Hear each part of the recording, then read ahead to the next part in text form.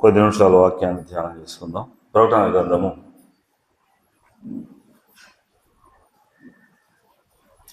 2వ అధ్యాయం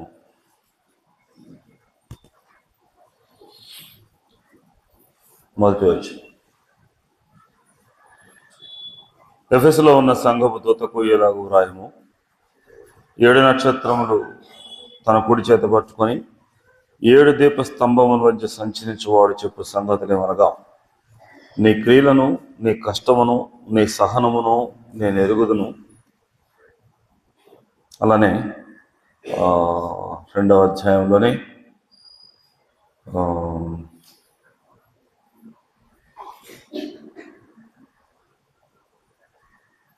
18వ వచనం. తొయితేరలో ఉన్న సంఘపు దూతకు ఇలాగు వ్రాయము, అగ్నిజ్వాలల వంటి కన్నులను, అపరంజిని బోలిన పాదములను గల దేవుని కుమారుడు చెప్పు సంగతులేవనగా, నీ క్రియలను, నీ ప్రేమను, నీ విశ్వాసమును, నీ పరిచర్యను, నీ సహనమును నేను ఎరుగుదును. నీ మొదటి క్రియల కన్నా నీ కడపటి క్రియలు మరి ఎక్కువైనవని ఎరుగుదును. అలానే 3వ అధ్యాయం 1వ వచనం. సార్దీస్లో ఉన్న సంఘపు దూతకు ఇలాగు వ్రాయము, 7 నక్షత్రములను, దేవుని 7 ఆత్మలను గలవాడు చెప్పు సంగతులేవనగా, నీ క్రియలను నేను ఎరుగుదును. ఏమనగా, జీవించుచున్నావన్న పేరు మాత్రం ఉన్నది కానీ నీవు మృతుడివే. నీ క్రియలు నా దేవుని ఎదుట సంపూర్ణమైనవిగా నాకు కనపడలేదు కనుక జాగరూకుడివై చావనయ్యున్న మీరిన వాటిని బలపరచము.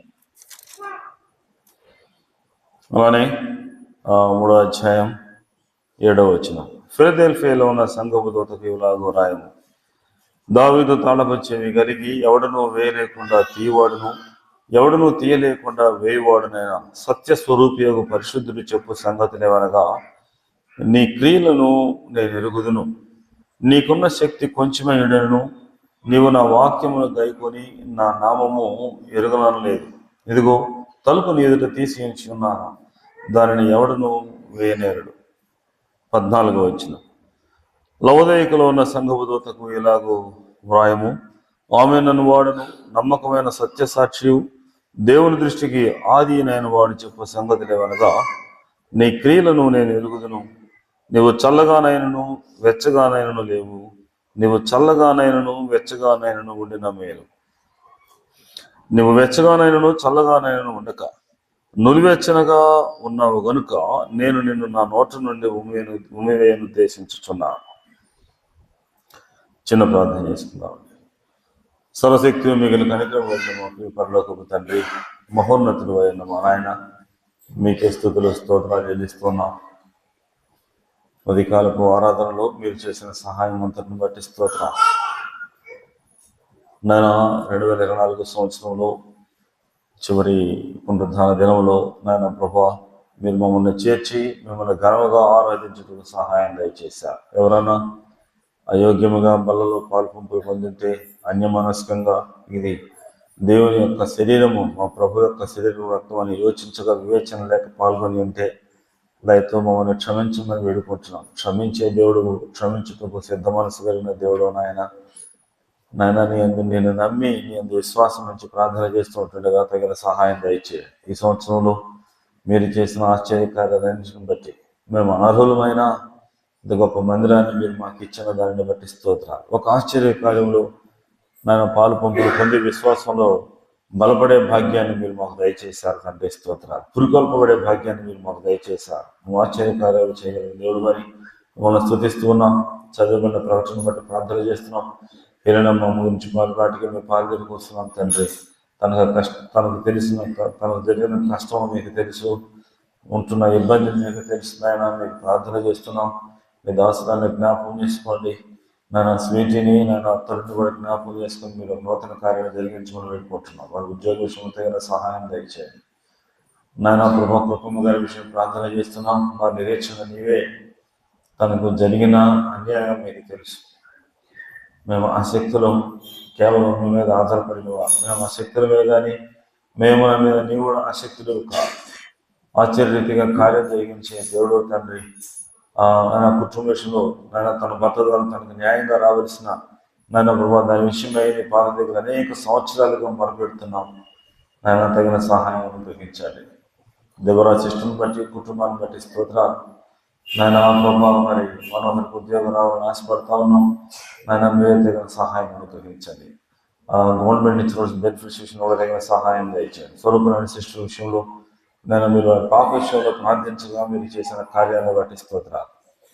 నన్ను రెడ్డి కాలేజీ ప్రాంతం చూస్తున్న వారు, అలానే పేరెచ్చంద ప్రాంతం చూస్తున్న బిడ్డను కూడా మీరు జ్ఞాపకం చేసుకోండి తండ్రి. నాయన ప్రభు వెంకటేశ్వర బ్రదర్ నాయన ప్రభు తన సహోదరి విషయం సహోదరి తన ప్రియ భార్య విషయంలో మీరు చేసిన కార్యాన్ని బట్టి స్తోత్రాలు. అనేక విషయాలు మీ పాదం దగ్గర మేము పెడుతుంటాడుగా మేము మర్చే దేవుడుగా తగిన సహాయం దయచేయండి. చదవబడిన వాక్య భాగాన్ని మా అందరి నిమిత్తం మీరు ఆశీర్వదించండి. నిలబడిన నేను మంచివాడని నాయన ప్రభావం మీ వాక్యాన్ని గురించి ఏమాత్రం శక్తి కలిగిన వాడని కాదు. మీరే తగిన సహాయం అనుగ్రహించండి. మరి పాలన విషయంలో ప్రార్థన చేస్తున్నాం. నేను చిన్నప్పటి నుంచి ఎదుగుదాము. ఎన్నో సంవత్సరాలుగా మీ సేవలో ఉన్నవాడు, యవనస్తుల మధ్య పరిచయం చేసిన వాడు, సంఘాన్ని నడుపుతున్నవాడు. జోసెఫ్ అంకుల తర్వాత నాయన ప్రభా సంఘాన్ని నేను స్థిరంగా నడిపిస్తున్న వాడిని దాసులు.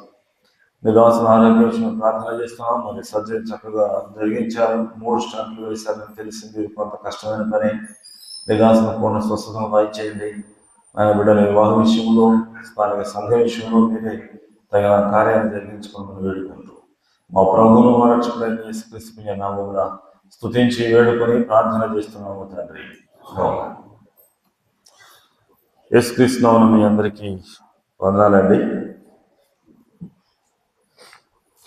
చదవబడిన వాక్య భాగం మనకి తెలుసు. మరి దేవుడి సంవత్సరం అంతా మనను కాచి కాపాడాడు.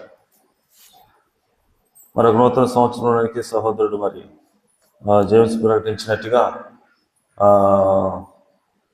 ప్రవేశించబోతున్నాం. 2 రోజుల తర్వాత ప్రవేశించబోతా ఉన్నాం. ఏం మాట్లాడదామంటే నిజముగా మాట్లాడటానికి జ్ఞానం కలిగిన వాడిని కాదు, అంత అనుభవం కలిగిన వాడిని కాదు. మీకును నిల్చున్న నాకును మేలు కలిగిలాగున సహాయం చేయమని దేవుని అడగగా దేవుడిచ్చిన 1-2 తలంపులు మీతో పంచుకోవాలని ఆశపడతా ఉన్నా. మనం ఒక 5-6 వచనాలు ఇక్కడ చదివాం. కామన్గా ఉన్న వర్డ్ ఏంటి? నీ క్రియలు, నీ కష్టము, నీ సహవాసము, నువ్వు చూపించిన ప్రేమ, నీ సహనం, నీ సమాధానం, నీ క్రియలు. ప్రాధాన్యంగా నీ క్రియలు నీవే, మీవి కాదు, మరొకరే కాదు, నా క్రియలే. మన సంఘమే, వేరే సంఘాలు కాదు. మన సంఘానికి సంబంధించి లేకపోతే నాకే దేవుడు తెలియజేస్తున్న మాట, నా క్రియలు ఎరిగిన వాడు. అసలు మాట చదువుతుంటే అగ్నిజ్వాలల వంటి కనులు కలిగిన వాడు, దావీదు అంటాడు, నీ సన్నిధి నుంచి నేను ఎక్కడికి వెళ్ళిపోగలను? అగాధంలో కూడుకున్న అక్కడ నీవు ఉన్నావే. మన క్రియలు ఆయన చూస్తున్న దేవుడు. 2024 సంవత్సరం అంతా మన పనులు, క్రియలు అంటే పనులు, మన కార్యాలు, మనం చేసినవన్నీ ఆయన చూచాడు. అవి మంచివైనా సరే, చెడ్డవైనా సరే, వాటికి ఫలం ఇచ్చేవాడు దేవుడే. మనం మరొకరి వైపు చూడాల్సిన అవసరం లేదు. నన్ను గుర్తించట్లేదు అనుకోవద్దు, లేకపోతే నా పేరు చెప్పట్లేదు అనుకోవద్దు, లేకపోతే నన్ను గమనించట్లేదు అనుకోవద్దు, నాకు ఇవ్వాల్సినంత ఆధిక్యత ఇవ్వట్లేదు అనుకోవద్దు, లేకపోతే వాళ్ళు అట్లా చేస్తున్నా దేవుడు ఎందుకు ఊరిక ఉంటున్నాడని ఆలోచన చేయొద్దు. వారి క్రియలైనా, మరొకరి క్రియలైనా, మన క్రియలైనా చూసేది ఎవరు? దేవుడే. 2024 సంవత్సరం మొత్తం చూస్తూ ఉన్నాడు. కీర్తనల గ్రంథం 50వ కీర్తనలో ఏమంటాడంటే 50:21లో ఒకసారి గమనిద్దాం. అంటే హెచ్చరించాలన్న ఉద్దేశం కాదు, హెచ్చరించడానికి సరిపోయిన వాడని కాదులే, కానీ సహాయార్థంగా మనం జ్ఞాపకం చేసుకుందాం. 50:21 ఇట్టి పనులు నువ్వు చేసినను నేను మౌలిన ఇంటిని, అందుకు నేను కేవలము నీ వంటి వాడనని నువ్వు అనుకుంటువి. అయితే నీ కన్నులు ఎదుట ఈ సంగతులను నేను వరుసగా ఉంచి నిన్ను గద్దించేదను. లేకపోతే మంచి క్రియలైతే మనం చేసిన క్రియలన్నింటినీ ఆయన వరుసగా ఉంచి నిన్ను మెచ్చుకుందును అంటున్నాడు. గద్దించే మాట ఉన్నది, మెచ్చుకునే మాట ఉన్నది. అవంట వరుసగా లేకపోతే 2024 సంవత్సరం జనవరి 1 నుంచి అనుకుందాం, ఊరికి ఒక లెక్క, ఏదో ఒక లెక్క, ఒక పీరియడ్ ఆఫ్ టైం ఉండాలి కాబట్టి, ఒక పాయింట్ ఆఫ్ టైం ఉండాలి కాబట్టి, ఈ సంవత్సరం మొత్తంలో మనం చేసిన క్రియలన్నీ, మనం చేసిన ఎక్కడెక్కడ అవిధేయంగా ఉన్నామో, లేకపోతే ఎక్కడెక్కడ దేవుడు లేడన్నట్టుగా ఉన్నాము, లేకపోతే ఎక్కడెక్కడ దేవుడు చూడట్లేదు అన్నట్టుగా ఉన్నాము,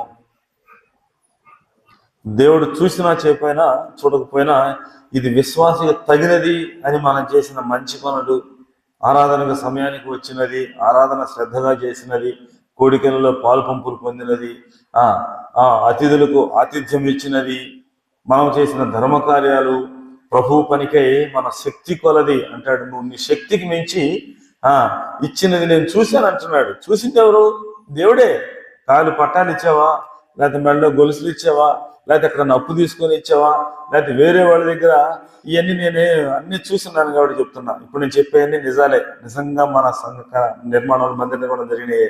ఎక్కడైనా అప్పు తీసుకొని వాళ్ళకి నువ్వు వడ్డీ కట్టి చేబదులు తీసుకొని ఇస్తున్నానని చెప్పి ఇచ్చావా, లోన్ పెట్టుకుని ఇచ్చావా, ఫిక్స్డ్ డిపాజిట్ ఇచ్చావా, అవన్నీ ఎవరు చూశారట? దేవుడే. ఒక సత్కార్యం, ఒక మంచి కార్యానికి మనం చేతులు చాచి ఉంటుండగా, ఒక మంచి కార్యం మనం చేసి ఉంటుండగా ఆయన దానికి ఫలం ఇచ్చేది ఎవరు? చూడండి ఒకసారి,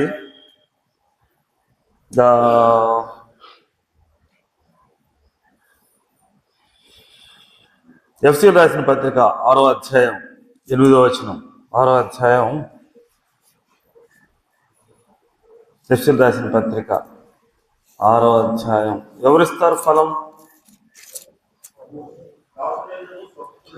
దాసుడైనను స్వతంత్రుడైనను మీలో ప్రతివాడును ఏ సత్కార్యము చేయునో దాని ఫలము ప్రభు వలన పొందునని. సత్కార్యము లేకపోతే సత్క్రియ ఏదైతే చేసావో దాని ఫలము ప్రభు వలన పొందునని మీరు ఎరుగుదురు.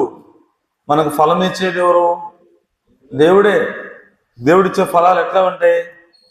అది అసలు మన కన్నులకి అది బహు ఆశ్చర్యం, అది మన మనసుకి అది బహు సంతోషకరం. దేవుడిచ్చే ఫలము, ఇక మనిషినే ఫలం ఇస్తే గొప్పగా ఉంటే, ఇక దేవుడే ఇవ్వదలుచుకుంటే, దేవుడు ఏదైనా ఫలం ఇవ్వదలుచుకుంటే ఆయనకి ఉన్న లిమిటేషన్స్ ఉన్నాయా?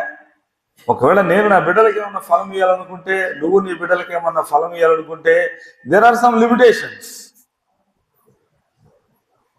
దేర్ ఆర్ సమ్ మనకు కొన్ని హద్దులు ఉంటాయి. ఇంతకన్నా మనం చేయలేం. ఇంకోళ్ళు ఇవ్వాలని ఉన్నా నీ బిడ్డని ఎడలు చేసిన కార్యాన్ని బట్టి, లేకపోతే నీ భర్తని ఎడలు చేసిన కార్యాన్ని బట్టి, లేకపోతే నువ్వు నీ బంధువులు నువ్వు చేసిన కార్యాన్ని బట్టి ఏదన్నా ప్రతిఫలం ఇవ్వాలని నువ్వు అనుకున్నా నీ శక్తి కొద్దే. దేవుడే ఇదలుచుకుంటే, ఆయనకి పైన ఆకాశం ఉందే కానీ, కింద భూమి ఉందే కానీ, తన చిత్తాన్ని నెరవేర్చుకోగలిగిన దేవుడు, సర్వశక్తిమంతుడు, సర్వ సృష్టికర్త. ఆయన నీకు నాకు మనం చేసిన కార్యాలను బట్టి, మన సత్కార్యముల విషయమై ఫలం ఇదలుచుకుంటే ఆయన ఎటువంటి ఫలమైనా ఇస్తాడు. అది మన కన్నులకు బహు ఆశ్చర్యం, మన ఊహకు అందేది కాదు. ఇది మనకు ఊహకు అందిద్దా? 2001లో చిన్న అద్దె గృహంలో మాటికి జ్ఞాపకం చేద్దామని అనుకోవచ్చు. మీరేమనుకోవద్దండి, హృదయం నిండా ఆలోచన ఉంది కాబట్టి అది చెప్పకుండా వెళ్ళలేకపోతున్నాం. 2001లో అద్దె గృహంలో 850 అద్దె కట్టలేనప్పుడు, 150 గజాల స్థలం మొట్టమొదటిగా కొన్నప్పుడు, అప్పుడు ఎవరైతే పెద్దవారు అనుకుంటున్నామో, ఎవరైతే ఆత్మీయులు అనుకుంటున్నామో వారందరూ ఇక్కడ మిస్పాల్లో ఉన్న యవనస్తులు మొత్తాన్ని తిట్టినప్పుడు, మీరు పిల్లేషాలు వేస్తున్నారు, ఎక్కడి నుంచి తెచ్చి కడతారు అన్నప్పుడు మనం ఊహించామా? ఊహించలేదు.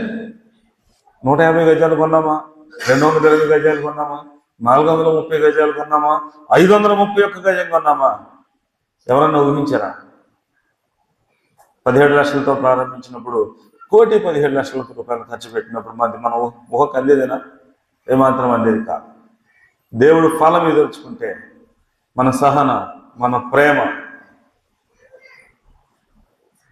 మన ప్రార్థన, మన సత్కార్యములు దేవుడు చూస్తే ఆయన ఫలం ఎదుర్చుకుంటే ఎటువంటి ఆశ్చర్యకరమైన చేయగలరు.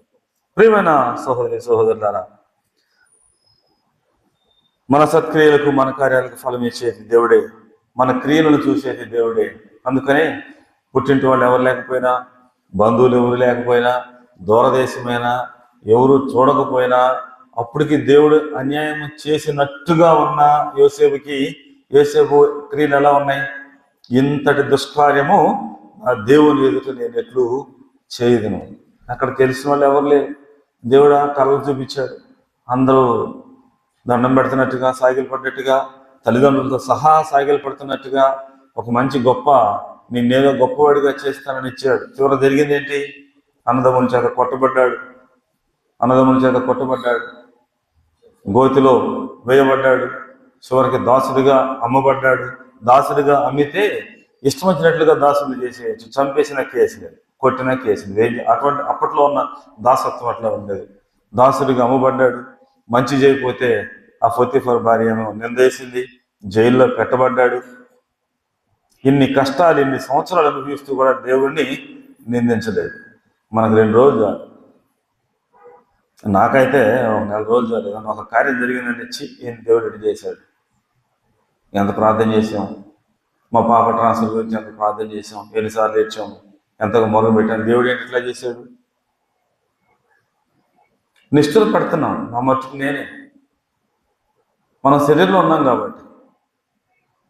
కానీ యోసేపు తన సాక్ష్యాన్ని నిలబెట్టుకున్నాడు. ఒకే కుటుంబం నుంచి ఇద్దరు వేరు ప్రదేశాలకు వెళ్ళారు.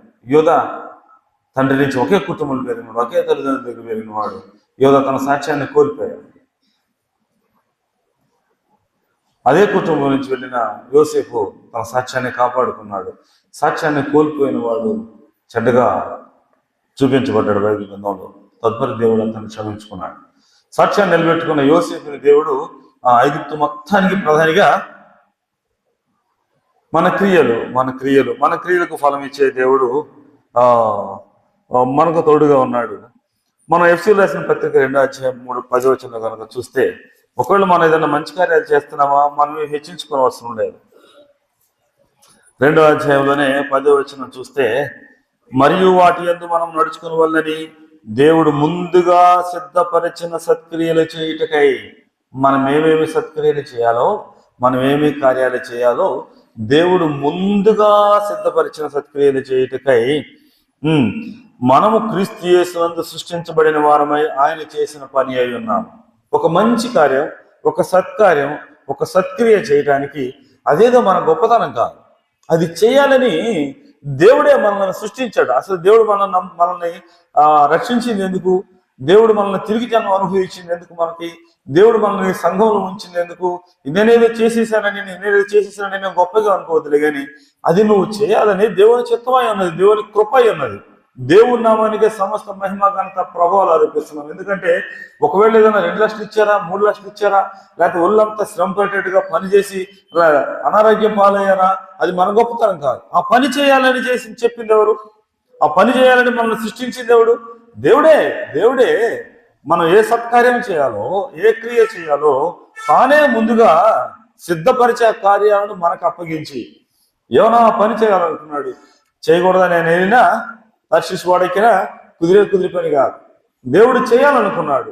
దేవుడు యోనా ద్వారా ఆ సత్కార్యం, ఆ సత్క్రియ నినివే పట్టణానికి సువార్త ప్రకటించాలని ఆయన ముందుగా సిద్ధపరిచాడు. యోనా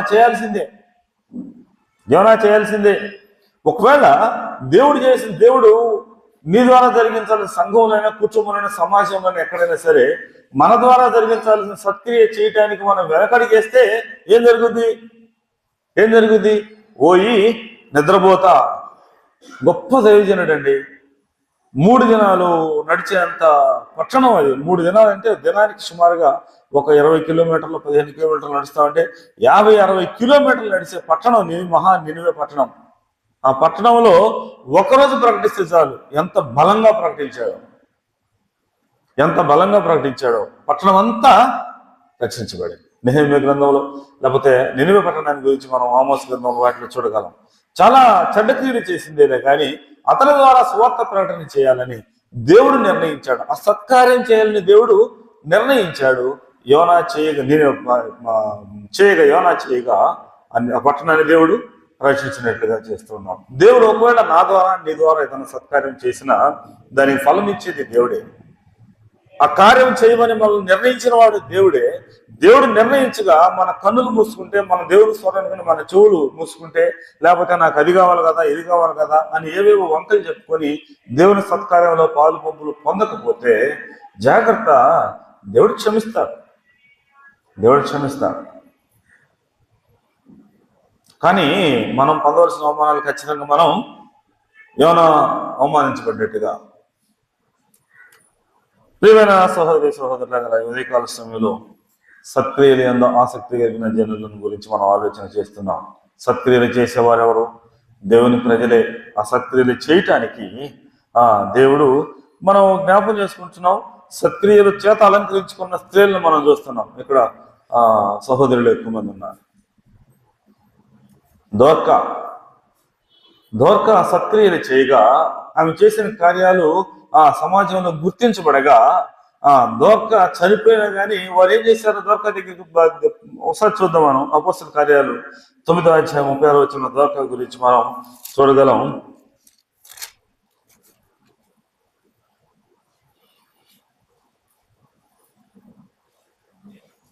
36. మరియు యొప్పేలో తబితాను శిష్యురాలు ఉండెను. ఆమెకు భాషాంతరమున దోర్కా అనే పేరు. ఆమె సత్క్రియలను ధర్మకార్యములను బహుగా చేసి ఉండెను. ఆ దినములో ఎందమ్మ కాయలా పడి చనిపోగా వారు శవము కడిగి మేడగదిలో పరుండు పెట్టిని. లొద్ద యొప్పేకు దగ్గరగా ఉండట చేత పేతురు అక్కడ ఉన్నాడని శిష్యులు విని అతడు తడవు చేయక తమ యొద్దకు రావాలని వేడుకుంటూ 2 మనుషులను అతని యొద్దకు పంపిరి. ఆ పేతురు లేచి వారితో కూడా వెళ్ళి అక్కడ చేరినప్పుడు వారు మేడగదిలోనికి అతనిని తీసుకుని వచ్చింది. విధవరాండ్రందరూ వచ్చి ఏడ్చుచు దోర్కా తమతో కూడా ఉన్నప్పుడు కూర్చున్న అంగీలను వస్త్రములను చూపుచు అతని ఎదుట నిలిచిరి. దోర్కా చేసిన సత్క్రియలు ధర్మకార్యాలు సాక్ష్యం పలుకుతా ఉన్నాయి. పేతురుతో వాళ్ళు అంటా ఉన్నారు, ఆమె ఎన్ని సత్క్రియలు చేసిందో చూడండి, ఎన్ని ధర్మకార్యాలు చేసిందో చూడండి, ఆమె పుట్టిన గొడ్డలు ఇవ్వకుండా చెప్తూ ఉండగా దోర్కా మరలా తిరిగి బ్రతకడానికి దేవుడు పేతురుని ప్రేరేపించినట్టుగా. చనిపోయిన కాయల పడ చనిపోయిన ఆమె సత్కార్యములు, నేను అంటున్నా మరి ఎట్లా నచ్చలేదు కానీ ఆమె సత్కార్యములు, ఆమె ధర్మకార్యాలు పేతురుకి జ్ఞాపకం చేయబడగా పేతురు ద్వారా దేవుడు ఆమె మెడల కార్యం చేశాడు. చనిపోయిన ఆమె తిరిగి లేచింది. యువతీకాల సమయంలో ఒక చిన్న మాట మనం జ్ఞాపకం చేసుకుంటున్నాం. ప్రకటన గ్రంథంలో మనం చూసాం. లవోదికయ సంఘంతో అంటున్నాడు, నువ్వు చల్లగానైనను, ఒకసారి చూద్దాం లవోదికయ సంఘంతో,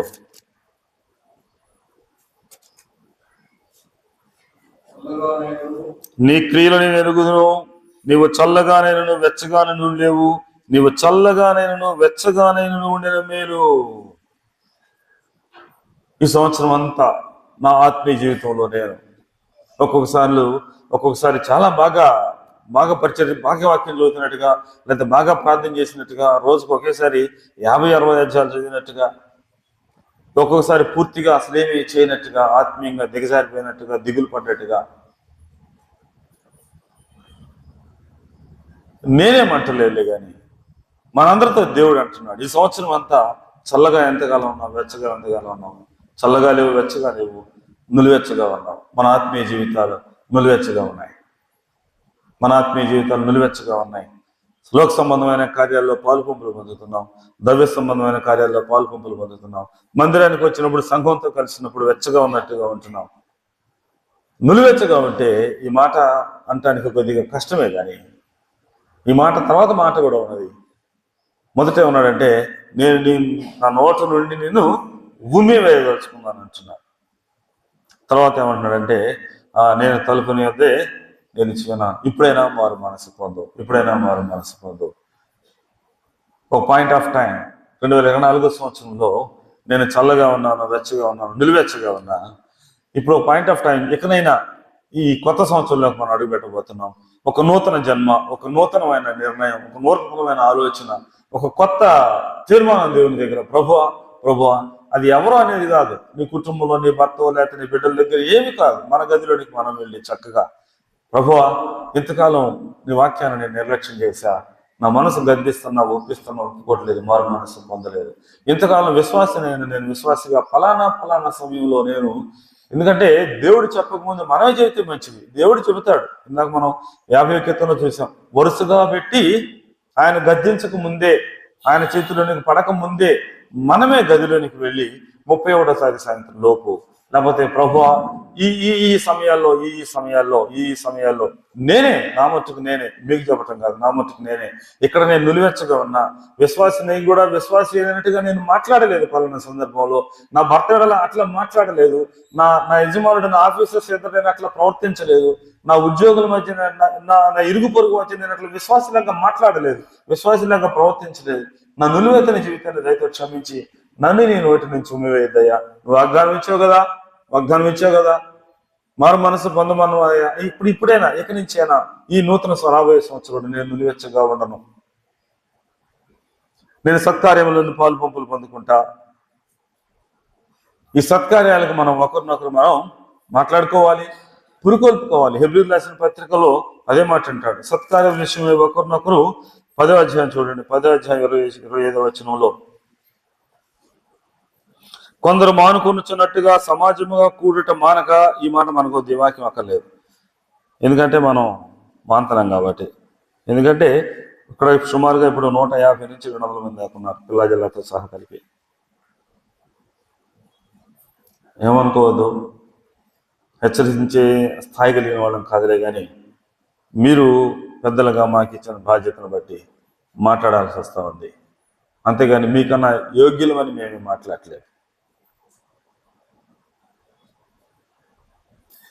బైబిల్ క్లాస్కి రావాలని మనకు తెలుసు, రాం, కష్టం, దూరం, ఏవేవో ఎందుకో మరి తెలియదు. అందుకని ఈ మాట తీసేసేద్దాం. సమాజముగా కూట మానక అనే మాట వదిలేసేద్దాం. ఒకరినొకడు హెచ్చరించుచు ఆ దినము సమీపించటం మీరు చూచిన కొలది మరి ఎక్కువగా అలాగూ చేయొచ్చు. ప్రేమ చూపుటకును సత్కార్యము చేయుటకును ఒకరినొకడు పురికొల్పవలెనని ఆలోచించుము.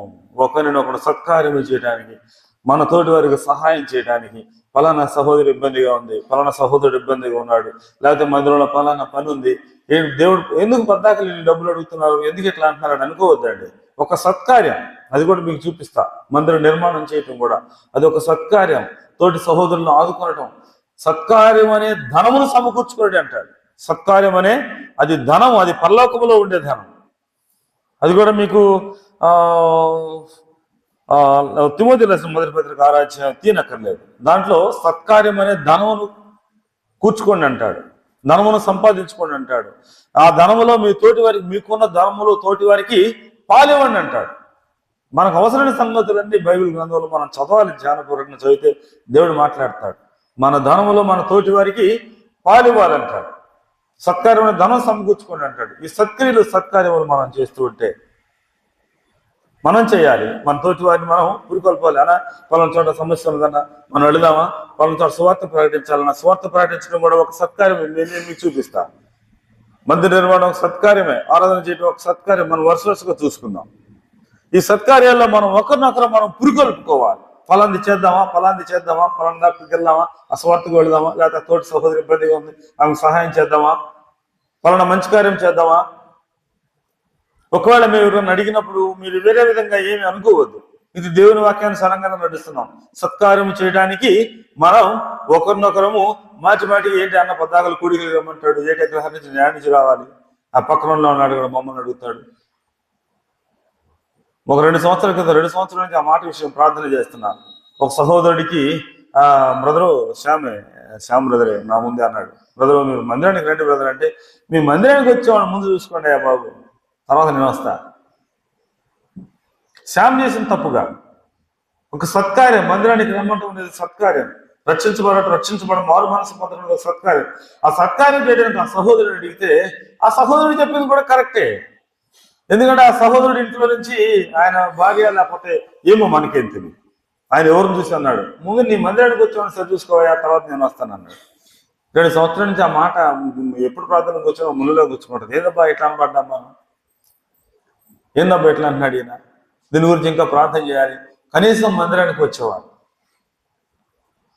వాక్యం వింటున్నవాడు, తప్పక దేవుని ఆరాధించేవాళ్ళు ఇతరుల చేత, అన్యుల చేత యోన అనిపించుకున్నట్టుగా ఇతరుల చేత అనిపించబడకుండా ఉంటే బాగుంటుందేమో.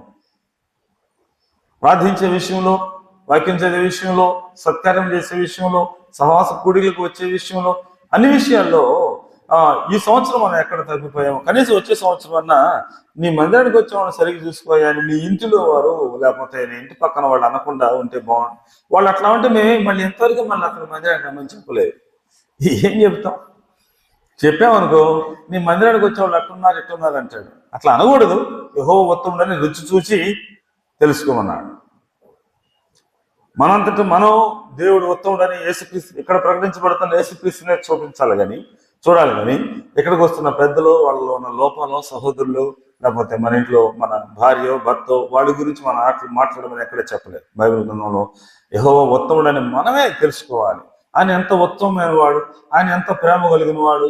ఒకవేళ నాలో అంత ప్రేమ కనపడకపోవచ్చు, కనపడదు. ఆయన ఎంత శ్రేష్టమైన వాడు, ఆయన ఎంత గొప్ప దేవుడు. ఆయన గొప్పతనాన్ని మందిరానికి వచ్చినప్పుడు యేసుక్రీస్తు వారి యొక్క ప్రేమను, ఆ శాశ్వతమైన ప్రేమను, ఆ వాడబారిన ప్రేమను, ఆయన మనల్ని ప్రేమించబోయినా ప్రేమించి ఆయన మనస్తత్వాన్ని, ప్రేమ కలిగిన మనసుని ఆయనే చూడాలి. ఇక్కడ వాక్యం చెప్పేవాళ్ళైనా సరే, ఇక్కడ నిలబడేవాళ్ళైనా, పెద్దలైనా, ఎవరైనా బోధకులైనా ఎవరైనా సరే, ఎందుకంటే ఆయననే చూపించాలి. ఒకవేళ మనల్ని చూపిస్తే మనలో లోపాలు కనపడితే ఎట్లానే అంటారు, మీ మందిరానికి వచ్చామని సరే చూసుకోండి. ఆయనను చూపిస్తే ఆయనలో లోపాన్ని ఎవరు పట్టుకోలేరు కదా. ఆయనలో లోపాన్ని ఎవరు పట్టుకోగలరు? ఎవరు? ఆయన కన్నా మించిన ప్రేమ ఈ లోకంలో మరి ఎక్కడ లేదు. ఆయన కన్నా క్షమించగలిగిన దేవుడు ఇంతకన్నా ఈ లోకంలో మరి ఎక్కడ, ఏ క్యారెక్టర్స్ ఎన్ని మీరు పురాణాలు చదవండి, మహాభారత చదవండి, ఏమైనా చదవండి, ఏ పుస్తకాలను, ఏ మత గ్రంథాలను చదువుకోండి, యేసుక్రీస్తు కన్నా ప్రేమించేవాడు కానీ, యేసుక్రీస్తు కన్నా క్షమించేవాడు కానీ, యేసుక్రీస్తు కన్నా ఇచ్చేవాడు కానీ, యేసుక్రీస్తుని మించిన పరిశుద్ధుడు కానీ మనం ఎక్కడ కనుగొనలేము. అందుకని ఆయన మనకు ఐకాన్. ఆయన అసలు అది ఆయనే కనుక మనం ప్రత్యక్షపరిస్తే, ఆయనను చూపగలిగితే ప్రజలందరూ ఆయననే చూస్తారు. మనలో ఉన్న లోపాలను కాదులే కానీ ఆయనలను చూసి ఆయన వైపు ఆకర్షించబడతారు. ప్రభు యేసుక్రీస్తు వారు మాత్రమే ప్రకటించబడాలి, ఆయనే గుర్తింపు పొందాలి. అందుకని ఒకవేళ ఎవరైనా డబ్బులు ఇచ్చినా మనం ఏం చేస్తాం? పేర్లు రాయం, ప్రకటన పేర్లు ఒకవేళ ప్రార్థన చేయడానికి రాసినా అది పబ్లిష్ చేయం. ఎందుకంటే ఆ డబ్బులు ఇచ్చిన వాళ్ళలో ఆ సత్కార్యం ప్రారంభించిన వాడెవడు? దేవుడే కనుక దేవుడే వారికి ఆ శక్తిని ఇచ్చాడు, దేవుడే ఆ కార్యం చేయాలని నిర్ణయించాడు. కాబట్టి వారి ద్వారా కార్యం చేయాలని నిర్ణయించాలని దేవుని నామం మహిమపరచబడాలి. కొంతమంది ఏమన్నారంటే, మమ్మల్ని ఇచ్చిన వాళ్ళని చూస్తే వాళ్ళని బట్టి మిగతా వాళ్ళు ప్రేరేపించబడతారు కదా. నువ్విచ్చిన డబ్బుల ద్వారా వాళ్ళు ప్రేరేపించబడేది ఏంది? నేనిచ్చిన డబ్బుల ద్వారా వాళ్ళు ప్రేరేపించబడేది ఏంది? అసలు ఆయన ప్రాణమే ఇచ్చాడు, నువ్వే ఇచ్చి 1 లక్ష రూపాయలు ఇచ్చిందావు. ఆయన ప్రాణమే ఇస్తే ఆయన చూసి ప్రేరేపించబడిన వాళ్ళు నువ్వు ఇచ్చిన డబ్బులను బట్టి నిన్ను చూసి ప్రేరేపించబడి డబ్బులు ఇస్తారా? వారి హృదయంలో కార్యం చేయవలసిన వాడు ఎవరు? దేవుడే కార్యం చేయాలి. దేవుడే కార్యం చేయాలి. దేవుడే వారిని ఆ కార్యం చేయడానికి సిద్ధపరచాలి. ఒకళ్ళు ఇవ్వలేకపోతే మనం బాధపడక్కర్లేదు. శక్తి లేదా? దేవుడు ఆ సత్కార్యం చేయడానికి మనల్ని అర్హులుగా ఎంచలేదు. అందుకని నీ వీలేదు. ఇప్పుడన్నా ప్రార్థన చేసే, దేవుడా నేను సత్కార్యం చేయాలని ఆశపడతా ఉన్నా, నాకు శక్తినివ్వు, నాకు సహాయం చేయమంటే దేవుడు శక్తినిస్తాడు. సర్వం ఇచ్చేది దేవుడే, సమస్తము దేవుడే. నువ్వెవరు, నేనెవరు, మన శక్తి ఏ పాటిది, మనం ఏ పాటి వారం? మనం 3 రోజుల క్రితం పేపర్లో చదివితే 26 సంవత్సరాలు సాఫ్ట్వేర్ ఇంజనీర్ క్రిస్మస్ కానీ ఇంటికి వచ్చి శుభ్రంగా తిన్నాడు. ఏమో 26వ తారీఖు ఆ క్రికెట్ ఆడడానికి గ్రౌండ్కి వెళ్ళాడు. హార్ట్ అటాక్ వచ్చింది. కూర్చున్నాడు. ఇంత చిన్న వయసులో హార్ట్ అటాక్ వచ్చింది అనుకోరు కదా. నాకు గ్యాస్ పెయిన్లే అన్నాడు. వాళ్ళు ఏదో ఈపీఎస్ ఏదో చేస్తారు కదా, అది చేయడానికి ప్రయత్నం చేశారు. ఏం లేదు, గ్యాస్ పెయిన్, మంచి లేదు. మళ్ళీ గ్రౌండ్లోకి వెళ్ళాడు. అక్కడే బట్టి చచ్చిపోయాడు. మన జీవం ఏ పాటిది, మనం ఏ పాటిది, మనం ఏముంది అసలు? సమస్త మహిమ ఘనత ప్రభావాలు దేవునికి ఆరోపిస్తున్నాం. సత్కార్యాలు చేయడానికి దేవుడు మనల్ని ఎంచుకున్నాడు. ఒకవేళ చేస్తే ఆయన ఎంచుకున్నాడు, ఆయన సిద్ధపరిచాడు కాబట్టి మనం చేద్దాం. ఆ సత్కార్యాలు ఫలం ఇచ్చేది దేవుడే. ఆ సత్కార్యాల గురించి ఆయన నామానికి మహిమ కలగాలి, ఆయన నామానికి మహిమ కలగాలి. మత్తయి సువార్త 5:16 మనం చూస్తే, సత్కార్యములు చేయడం ద్వారా, మనం ఒకవేళ మంచి కార్యములు చేస్తే దాని ద్వారా ఎవరికి మహిమలు కలగాలి?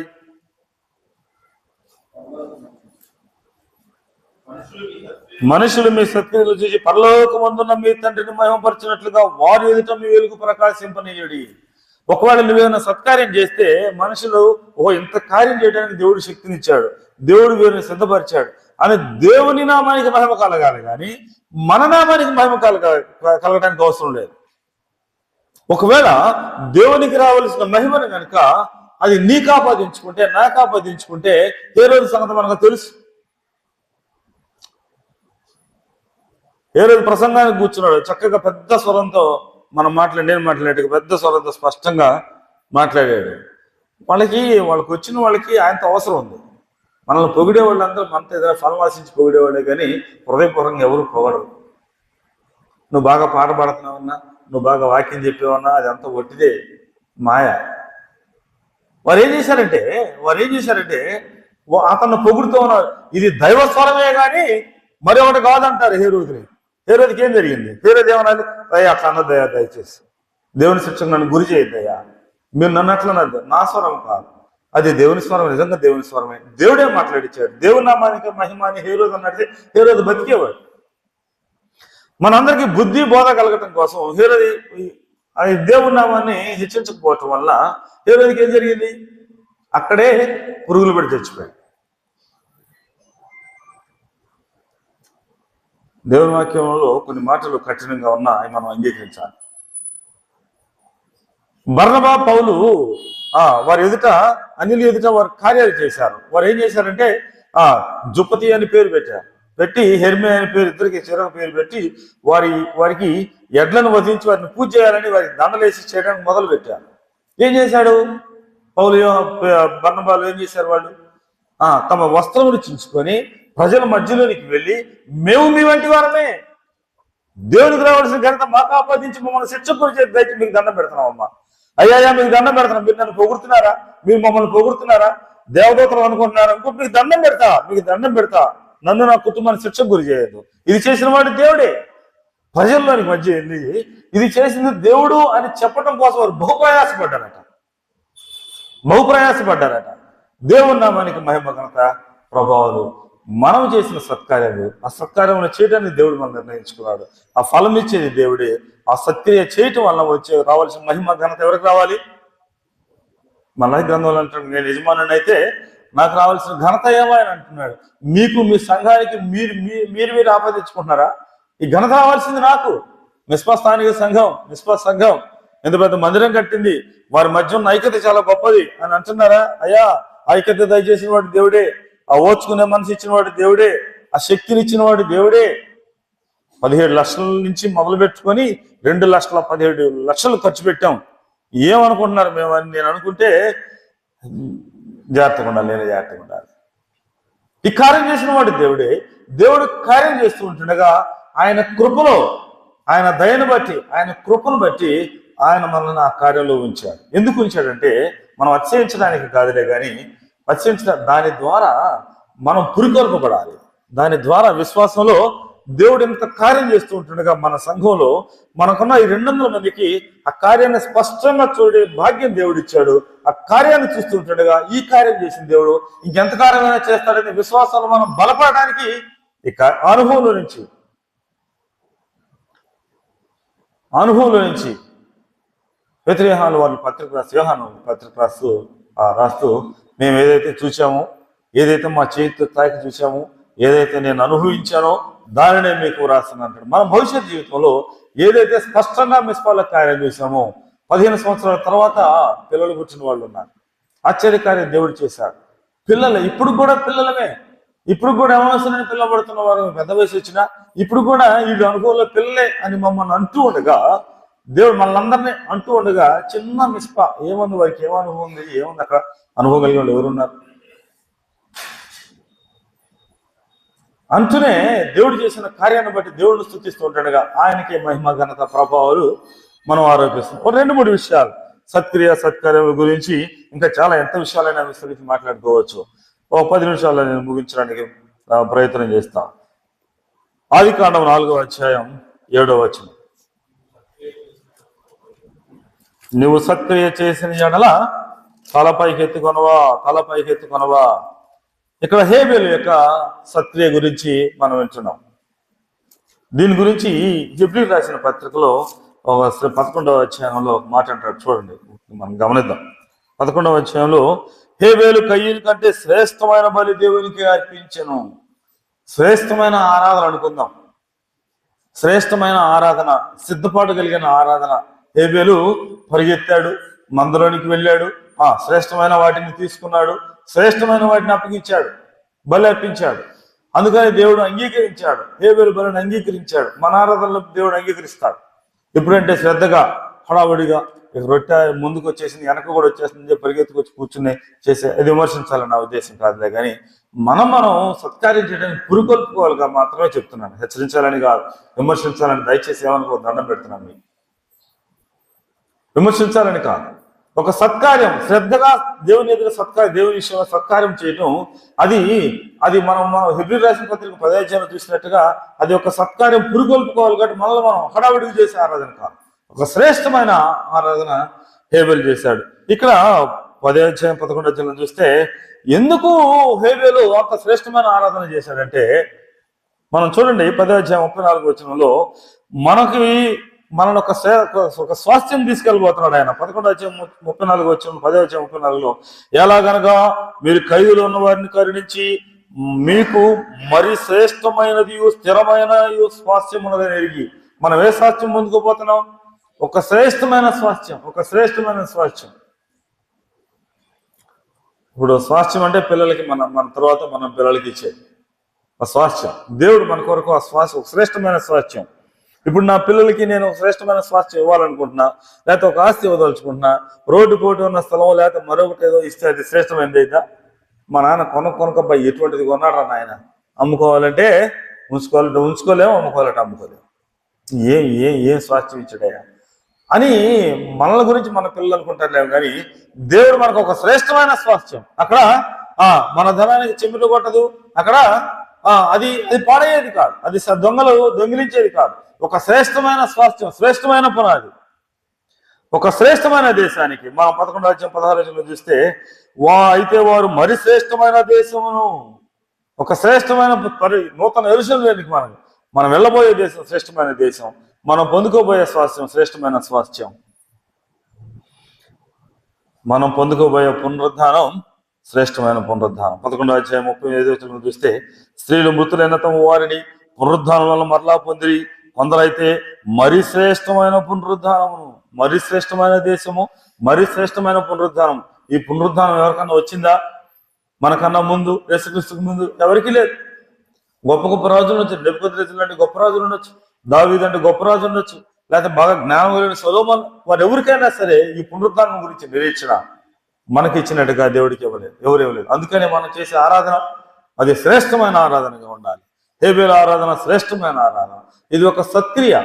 అందుకని ఆదికాండం 4వ అధ్యాయం అంటే ఈ సత్క్రియ గురించి మాట్లాడుతున్నాడు. విశ్వసించిన మనకు ఆయన ఈ సత్క్రియ చేయమంటున్నాడు. ఏమంటే శ్రద్ధగా శ్రేష్టమైన ఆరాధన. ఈ గడిచిన సంవత్సరంలో అటువంటి శ్రేష్టమైన ఆరాధన చేయలేదా? ఏదో కొద్దిగా మరీ అంత ప్రమాదం అనుకోకుండానే మనం కొన్ని నిర్లక్ష్యం చేస్తాం. అట్లా చేసామా? ఇక నుంచైనా సరి అయిన ఆరాధన, సరైన సత్కార్యం అంటే సరైన ఆరాధనని మనం చూస్తున్నాం. సరైన మరొకటి చూద్దాం. మనం ఫిలిప్పీల రాసిన పత్రిక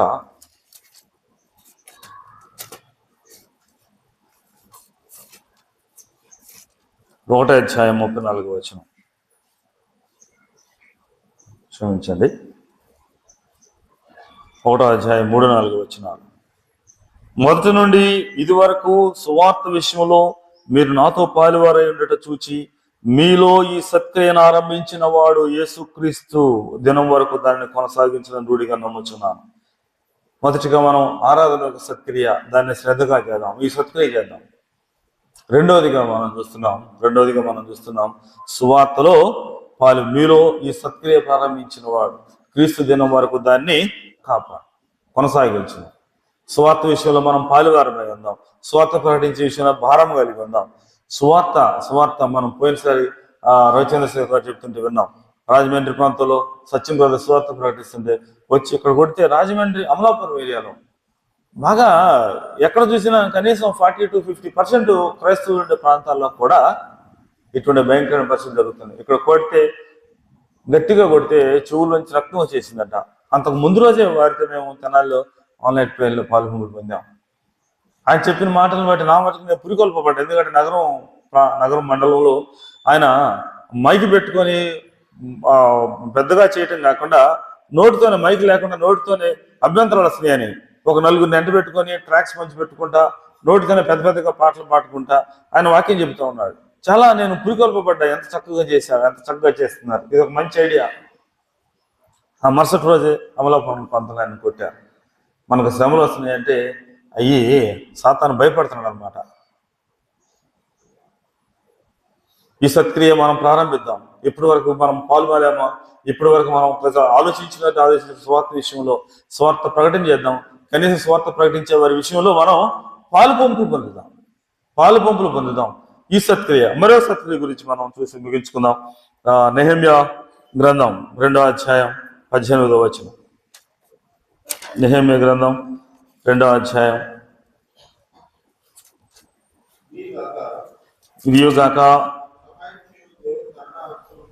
నాకు సహాయం చేయి దేవుని కరుణాహస్తమును గూర్చి రాజు నాకు సెలవిచ్చిన మాటలనియు నేను వారితో చెప్పి తిని, అందుకు వారు మనము కట్టుటకు పూనుకొందము రండని చెప్పి ఈ మంచి కార్యము చేయుటకై బలము తెచ్చుకునేది. ఏ మంచి కార్యం?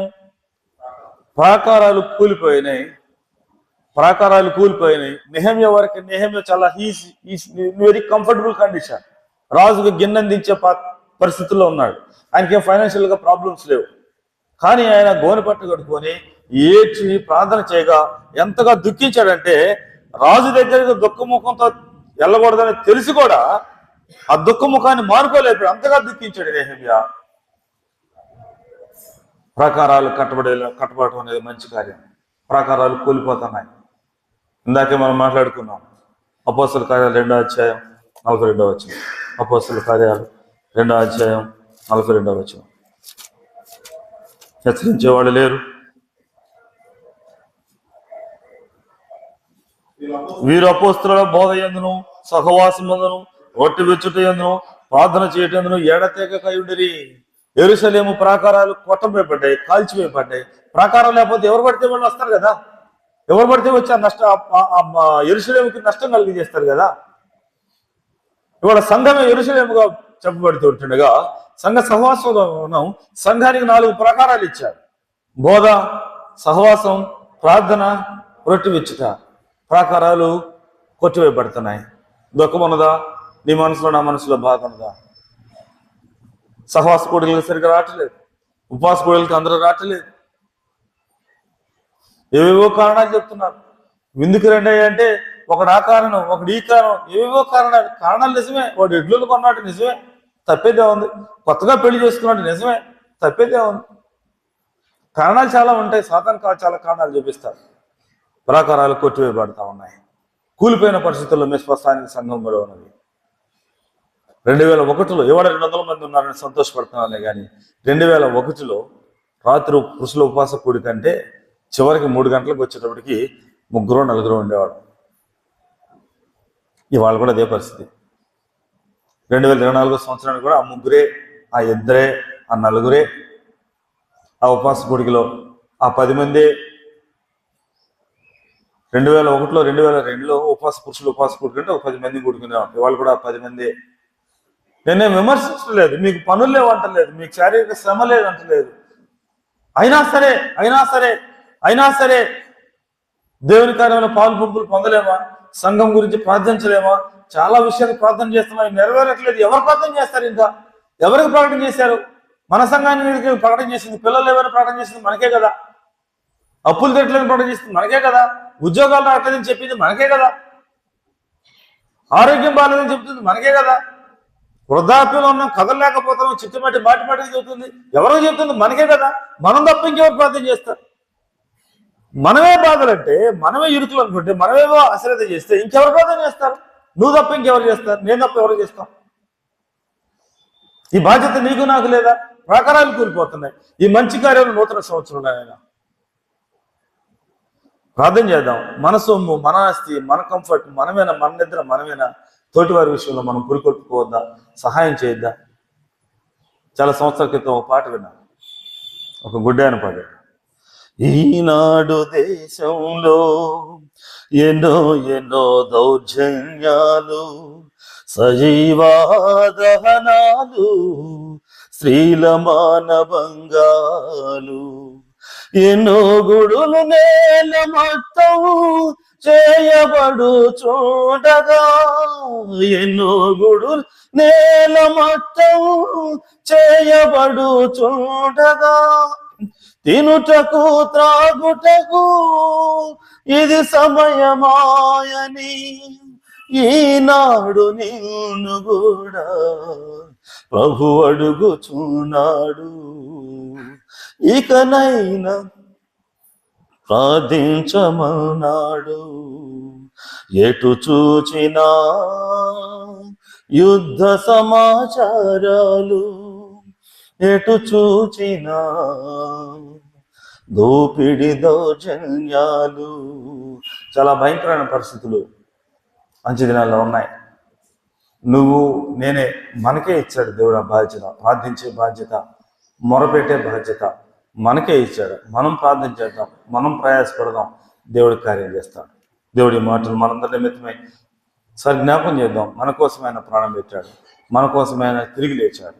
ఎక్కడో అత్యున్నతమైన సింహాసనం మీద, 7 ఆకాశాల కన్నా అత్యున్నతమైన సింహాసనం మీద అత్యున్నతమైన ఆకాశం ఆసీనుడైన గొప్ప దేవుడు నీ కొరకు, నా కొరకు, నీ రక్షణ కొరకే, నా రక్షణ కొరకే, మనందరి రక్షణ కొరకే ఈ భూమి మీదకి దిగిరాగా మనం ఎందుకు సహవాసపడి రాలేము? మన కొరకు ఆయన ప్రాణం పెట్టాడు. మనం అడగక ముందే మనల్ని ప్రేమించాడు, ప్రాణం పెట్టాడు. ఆకాశానికి భూమికి మధ్య వేలాడదీయబడ్డాడు. ఎందుకంటే ఆయన ఆకాశానికి భూమికి మధ్య వేలాడదీయబడింది సిలువ బొమ్మ, బంగారు బొమ్మ, లేకపోతే సిల్వర్ బొమ్మ మన అడలో పెట్టుకుని పూజ చేయడానికి కాదు. ఆయన వేలాడదీయబడింది. ఎందుకంటే మత్తయి సువార్తలో అంటాడు, నేను వేలాడదీయబడని ఎడల నేను ఎట్లు ఆకర్షించుకుందును. మనల్ని ఆకర్షించాడు. మన తోటి వారిని మనం ఆకర్షిద్దాం, సిలువ వేయబడిన క్రీస్తును ప్రకటిద్దాం, ఆయన ప్రేమను వివరిద్దాం. మన కుటుంబంలోని వారికి, మన చుట్టుపక్కల ఉన్న వారికి దేవుడు వారిని ఆకర్షిస్తేనే కార్యం జరిగింది. మనం మంచిగా బోధించడం వల్ల మరొక దాని వల్ల కాదు. మన పని మనం చేద్దాం, దేవుడు తన కార్యం చేస్తాడు. దేవుడి మాటలు మనందరి నిమిత్తమై ఆశీర్వదించుగాక.